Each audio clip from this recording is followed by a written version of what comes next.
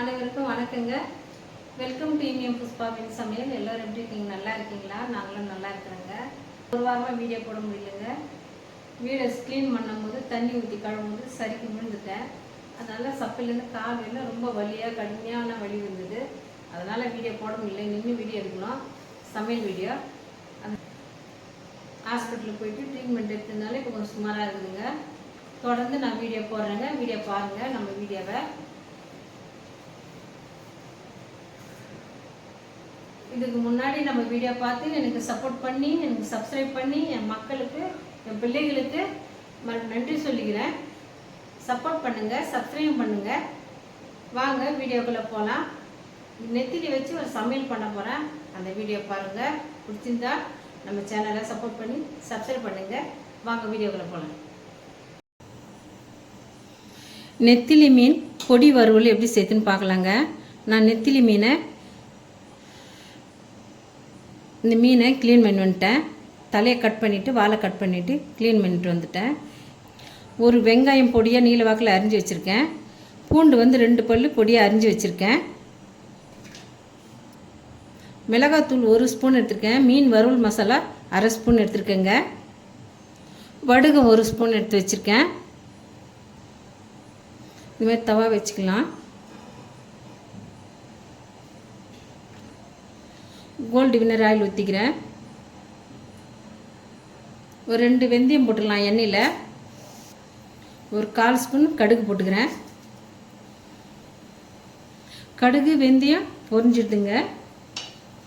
இப்போ வெங்காயத்தை சேர்த்துக்கலாம்.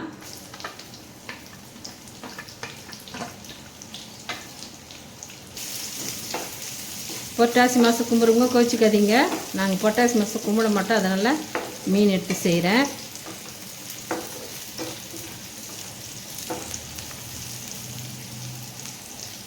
பூண்டை சேர்த்துக்கலாம்.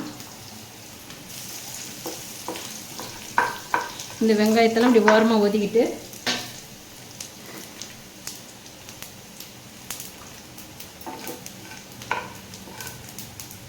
வடுகம் ஜீரகம் 2த்தையும் சேர்த்துக்கலாம். வடுகம் ஃபஸ்ட்டே போட்டால் கருகிடும், அதனால் வெங்காயம் வதங்கின பிறகு போட்டுக்கலாம். 2ம் போட்டு நல்லா மிக்ஸ் பண்ணிக்கலாங்க. இதில் தக்காளி புளி எதுவுமே சேர்க்கல. நல்லா வதங்கிடுச்சா. இப்போ மீன் மசாலா பொடி, மிளகாத்தூள் இது 2த்தையுமே வெங்காயத்தில் போட்டுக்கிறேன்.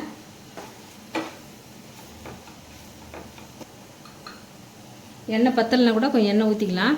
இப்போ சால்ட்டு போய் போட்டுக்கிறேன். வெளிச்சம் கொஞ்சம் டல்லாக இருக்கும், கொஞ்சம் அட்ஜஸ்ட் பண்ணிக்கோங்க. புதுசாக வீடு மாறி வந்திருக்கிற வாடகை வீடு, ஒன்றும் செட் பண்ணல. லைட்லாம் செட் பண்ணால் தான் நல்லா பிரகாசமாக இருக்கும்.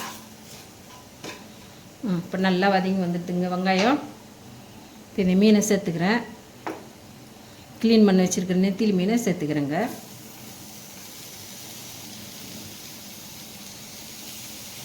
இப்படியே கலந்து விட்டுக்கலாம்.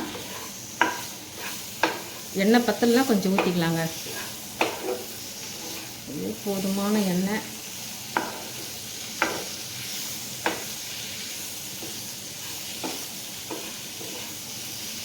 தண்ணி இன்னும் எதுவுமே சேர்க்கல. கொஞ்சமாக எண்ணெய் ஊற்றி சிம்மில் வச்சுக்கலாம்.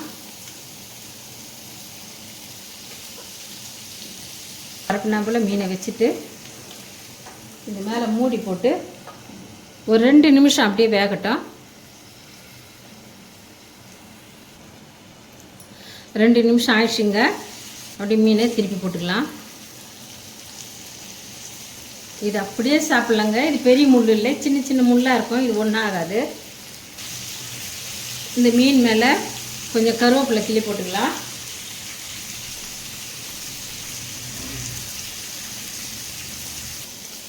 நெத்திலி மீன் பொடி வறுவல் ரெடி ஆகிடுச்சுங்க. இன்னும் சின்ன நெத்திலியாக இருந்தால் டேஸ்ட் இன்னும் அட்டகாசமாக இருக்குங்க. சாம்பார் ரசம் எல்லாத்துக்குமே சூப்பராக இருக்கும். ஒரு வாரமாக வீடியோ போட முடியல. வீடு தொடங்கும் போது வழுக்கி விழுந்துட்டேன். ஒரு வாரமாக ஹாஸ்பிட்டலுக்கு கைமாக இருந்து இப்போ தான் இப்போ நடக்கிறேன். கொஞ்சம் சுமாராக இருக்குதுங்க. மீன் வறுவலை ரெடி ஆகிட்டு இப்போ இறக்கிடலாம். நெத்திலி மீன் பொடி வறுவல் ரெடி ஆகிடுதுங்க. சூப்பராக இருக்கும். இந்த ரெசிபி உங்களுக்கு பிடிச்சிருந்தா நம்ம சேனலை சப்போர்ட் பண்ணி சப்ஸ்கிரைப் பண்ணுங்கள். தேங்க்யூ.